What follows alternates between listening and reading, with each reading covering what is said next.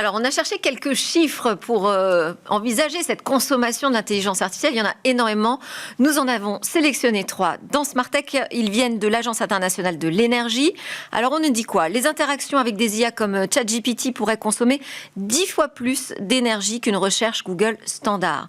On nous dit aussi que l'augmentation de la consommation d'électricité des centres de données, des crypto-monnaies et de l'IA, donc quand même les 3 ensemble, entre 2022 et 2026, pourrait être équivalente à la consommation d'électricité de la Suède ou de l'Allemagne. Et puis on nous dit que l'IA, les data centers, alors les data centers, on en compte 8000 dans le monde, 33% aux États-Unis, 16% en Europe, près de 10% en Chine. Ce sont toujours des chiffres de l'AIE. On va parler de ce sujet, on va voir ce qu'il y a derrière ces chiffres, quelle réalité, et puis surtout comment on peut envisager un numérique durable. On en parle avec Tristan Labaume. Bonjour, bienvenue. Bonjour. Tristan. Vous êtes cofondateur de l'Alliance Green IT, association à but non lucratif, dont vous êtes le président depuis l'origine. Et l'idée est de fédérer les acteurs qui veulent justement travailler pour ce numérique durable. À côté de vous, Pierre Bessac, qui est le patron fondateur de la société de stockage cloud Eriomem, plus anciennement cofondateur de Gandhi, qu'on connaît très bien, qui gère les noms de domaine. 30 ans de carrière dans l'informatique et les réseaux. Bonjour Pierre, et puis je voulais aussi dire que vous êtes régulièrement un fact-checker quand même sur ces sujets j'essaie, oui. de consommation énergétique de l'industrie des télécoms. Alors, vous avez entendu comme moi les chiffres que j'ai énoncés. Je disais qu'il y en avait beaucoup d'autres. Est-ce que, selon vous, la situation est alarmante quant à la consommation énergétique de l'IA et à quel niveau on doit s'en inquiéter?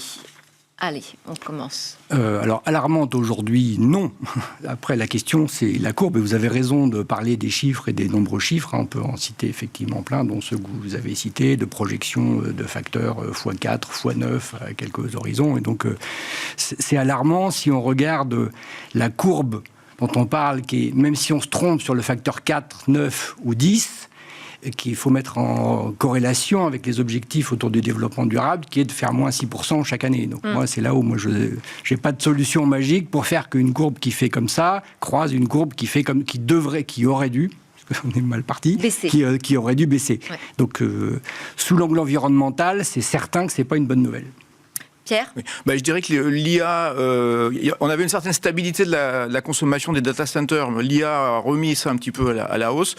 C'est pas, effectivement, je suis d'accord avec Tristan, c'est pas encore catastrophique ni inquiétant. Il va falloir faire attention, évidemment. Mais il y a beaucoup de surévaluations qui ont été faites il y a 2-3 ans, lors du départ de ChatGPT, et qui sont revues à la baisse. Même les prévisions de consommation des gros, type Microsoft ou Meta, qui avaient fait des annonces spectaculaires sur les gigawatts de puissance qu'ils allaient commander, ils sont revenus un peu en arrière parce qu'en fait il y a eu parce que ça coûte très cher peut-être, non? Alors ça coûte cher, mais aussi ils se sont aperçus qu'avec les progrès sur les algorithmes et sur l'efficacité des systèmes, ils n'avaient pas forcément besoin d'une telle puissance à court terme. Donc les choses rentrent un petit peu dans l'ordre, mais ça ne veut pas effectivement dire qu'il ne faut pas rester vigilant. Oui, mais donc aujourd'hui vous avez l'impression qu'on arrive à évaluer de manière plutôt proche de la réalité la consommation énergétique liée à l'IA? Moi, je ne pense pas qu'on arrive à évaluer pour plusieurs raisons, dont une des raisons est que les calculs sont distribués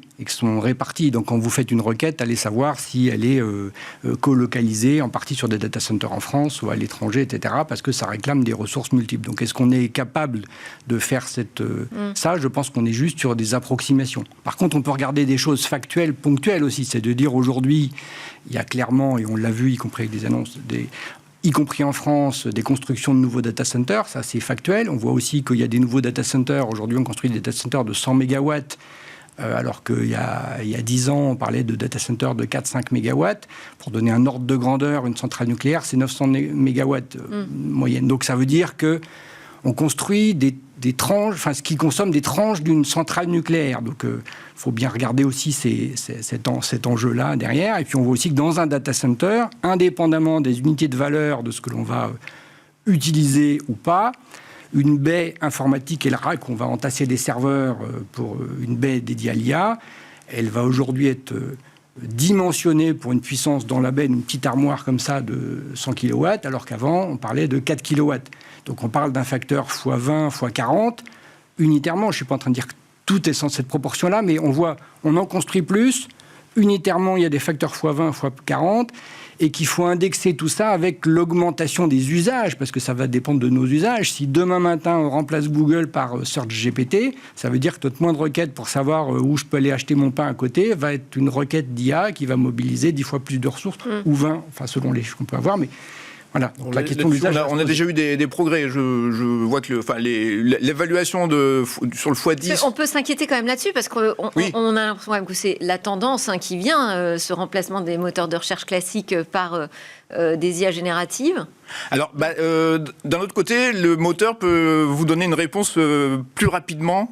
Le moteur IA peut donner une réponse plus synthétique et plus rapide que faire X recherche Google. Donc il faut aussi faire entrer ça en ligne de compte. Et j'ai vu récemment, c'est la semaine dernière en fait, ça a évolué tellement vite que des chercheurs ont émis des doutes sur le 10 fois. Ils ont dit qu'avec les progrès sur les moteurs IA, on était déjà à un niveau comparable à une recherche Google. Alors c'est difficile, pour l'instant c'est difficile de faire la part des choses. Il y a tellement d'évaluations contradictoires qui circulent, mais petit à petit quand même, il y a une autre chose importante, c'est que les data centers ont tendance à récupérer tout un tas de moyens informatiques qui étaient dispersés dans les entreprises, dans les PME, et à reconcentrer ça. Donc ça permet une meilleure identification des charges énergétiques. Ça explique aussi en partie la croissance de la consommation des data centers, parce qu'ils récupèrent des choses qui n'étaient pas comptabilisées auparavant. Oui, donc c'est pas forcément quelque chose qui vient s'ajouter, en fait. Ça ne vient pas forcément s'ajouter. Enfin, on peut quand même dire qu'il y a quand même une croissance aussi difficile. Enfin, l'IA, si, ça vient s'ajouter. Oui, les autres services, ça c'est un sujet, mais l'IA, clairement, ça vient s'ajouter. La consommation générale du data center, en revanche, il y a plusieurs paramètres. Mais il y a une meilleure efficacité des data centers, des énormes data centers. Il y a des effets d'échelle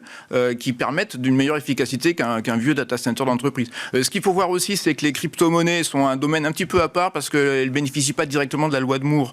Donc elles ont une croissance un peu bizarre qui ne profite pas directement des effets d'amélioration d'énergie, d'efficacité énergétique. Bon, ça, c'est un autre sujet. C'est un autre sujet. Voilà. Qu'on traite par ailleurs, je rassure tout le monde. On a quand même les GAFAM qui commencent à nous dire que ça va être compliqué justement de respecter les engagements qu'ils avaient pris sur le net zéro, sur leurs émissions de gaz à effet de serre, que ce soit Google, Microsoft ou Amazon.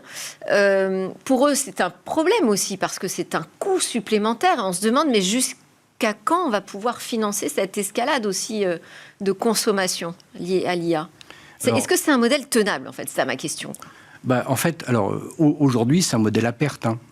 Aujourd'hui, je ne sais plus. Énormément. Je crois que ChatGPT, je crois que OpenAI, je crois qu'ils perdent 6 milliards sur un chiffre d'affaires de 3 milliards. Donc c'est un modèle à perte. Aujourd'hui, on est dans un modèle d'acquisition à perte du client. Donc évidemment que l'abonnement, que les recherches à 0 €, ça va pas rester, que même l'abonnement à $20, Sam Altman dit ça ne tient pas, et que même celui à 200, il dit on perd de l'argent. Donc pourquoi ça va tenir ? Ça va tenir parce que les prix vont pas rester. C'est l'économie qui va réguler ça. Il faut juste que les acteurs se consolident, et puis à un moment, ça va être régulé par l'argent. Alors tout. Ça, on va vraiment avoir tous des abonnements qui seront obligatoires. Pour l'utiliser, on sera obligé de payer mathématiquement. Il n'y a pas d'autre solution. Tristan, est-ce que le modèle économique est tenable, d'accord ? Mais est-ce que le modèle de consommation énergétique l'est ? Est-ce qu'on va pouvoir consommer autant d'énergie qu'il est nécessaire pour la progression de l'IA et de nos nouveaux usages ? L'avantage de l'énergie, c'est qu'il faut la payer. On peut pas la planquer sous le tapis. Donc, effectivement, à un moment, il va forcément y avoir un équilibrage entre ce que les consommateurs sont prêts à payer, ou pas d'ailleurs, les modèles de rémunération, et l'énergie qu'on consomme. Et de la même façon pour le matériel, qui est quand même assez onéreux, donc il faut pouvoir l'amortir sur une certaine durée. Là, il y a certainement un effet de bulle dans l'IA. En ce moment, tout le monde veut investir là-dedans. Est-ce qu'on ne va pas épuiser nos ressources ? Alors, je pense pas, parce que ça va se réguler. Vu les coûts que ça engendre, ça va pas durer. Les usages non légitimes, vont disparaître en fait. On va freiner un peu quand même. Alors. Oui, ça va certainement se freiner. Alors il y a un frein. Excuse-moi, il y a quand même un frein qui va arriver. Alors si on regarde notamment le cas de la France, c'est que aujourd'hui, en termes de production énergétique, aujourd'hui, on est plutôt excédentaire. Aujourd'hui, avec les croissances qu'on attend là, ça va être un autre sujet. Mais aujourd'hui, on est excédentaire. Mais le problème, c'est pas la production en France. Le problème, c'est la distribution. C'est ça qui est important. C'est qu'aujourd'hui, quand même on construirait demain 50 centrales nucléaires, le problème, c'est la distribution. Aujourd'hui, il y a certains composants qui sont nécessaires pour les transformateurs, sur lesquels il y a des délais de 9 ans. Ah oui. 9 années. D'accord ? Donc ça veut dire qu'aujourd'hui, on n'est plus capable, parce qu'on n'a pas l'industrie qui est au niveau mondial qui est capable de fournir ça. Donc ça veut dire que le frein énorme et la saturation, il est à ce niveau-là. C'est pour ça que RTE part de 150 milliards d'euros d'investissement pour le réseau de distribution. Donc le vrai sujet, c'est ça. Enfin, le vrai blocage, en tout cas. Le vrai blocage, c'est ça. C'est vrai que les opérateurs de data centers se plaignent aussi sur du matériel plus léger que des transformateurs EDF, de temps d'approvisionnement extrêmement long, 18 mois, 24 mois.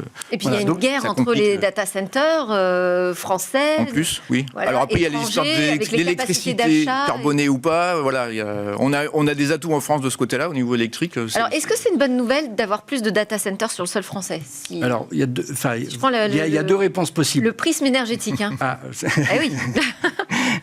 Alors, sous l'angle, pourquoi ils viennent en France ? Parce qu'on a une énergie qui est plutôt décarbonée, parce qu'on a des compétences, parce qu'on a une électricité stable, c'est super important. D'ailleurs, l'avènement des data centers à Marseille, par exemple, c'est parce qu'on arrose une partie de l'Afrique et du Moyen-Orient depuis un endroit, enfin on arrose sous l'angle des données, depuis un endroit qui est stable, qui est énergétique, où il y a des compétences. Donc, il y a énormément d'atouts en France. C'est pourquoi tout ce monde-là arrive dedans. Mais ça a des atouts très positifs en termes d'économie. On construit des data centers, on est reconnu comme une filière d'excellence. Ça, c'est excellent. Mais derrière, c'est pas pour des usages uniquement franco-français. C'est pas pour des entreprises qui sont franco-françaises et dont les bénéfices vont être 100% réinjectés en France. Et même dans les usages, il y a des usages qui sont légitimes, d'autres qui sont moins légitimes. L'IA sert aussi aux hackers pour produire des spams et des mails de phishing avec moins de fautes d'orthographe. Et donc, on peut dire qu'à l'extrême, il y a aussi des mauvais usages. Puis il y a des priorités d'usage. Je veux dire, est-ce que l'usage qui consiste à générer une vidéo de Trump avec une casquette pour mettre sur mon blog est plus important du point de vue de l'alimentation énergétique induite que l'ascenseur de Madame Michu, qui est l'immeuble juste à côté, qui est au 5e étage, et dont l'arrivée électrique n'est pas prioritaire par rapport à celle du data center. Encore une fois, c'est un extrême. Je ne suis pas en train de dire qu'il faut... Non, mais ça pose la question. Ça pose la question de la priorité énergétique et du modèle énergétique que l'on veut pour la France par rapport à ses usages. Mais je vous posais la question un peu provocatrice du data center, parce qu'aujourd'hui, les écologistes, pour eux, c'est un sujet très visible, l'installation de nouveaux data centers. Alors c'est visible, mais c'est des concentrations fortes pour servir un grand potentiel d'utilisateurs. Donc la consommation individuelle par rapport au service rendu est assez faible. Et puis, pour ma part, moi j'aime mieux qu'on distribue du data center en France avec de l'électricité française qu'en Allemagne à base de centrales charbon ou même en Irlande. Alors on est en train de faire des interconnexions pour exporter justement nos surcapacités électriques. On a une interconnexion avec l'Irlande qui permettra justement de décarboner un petit peu les data centers de Microsoft et Google et Meta qui sont là-bas. Mais je trouve que d'un point de vue écologique, de toute façon, si les data centers, je vais faire un peu de Tina comme on dit, mais les data centers qui construisent chez nous, sinon se construirait ailleurs. Donc, comme on est plutôt en position de force, même si l'énergie est un petit peu onéreuse ici, je trouve que c'est plutôt pas mal d'un point de vue écologique, en fait.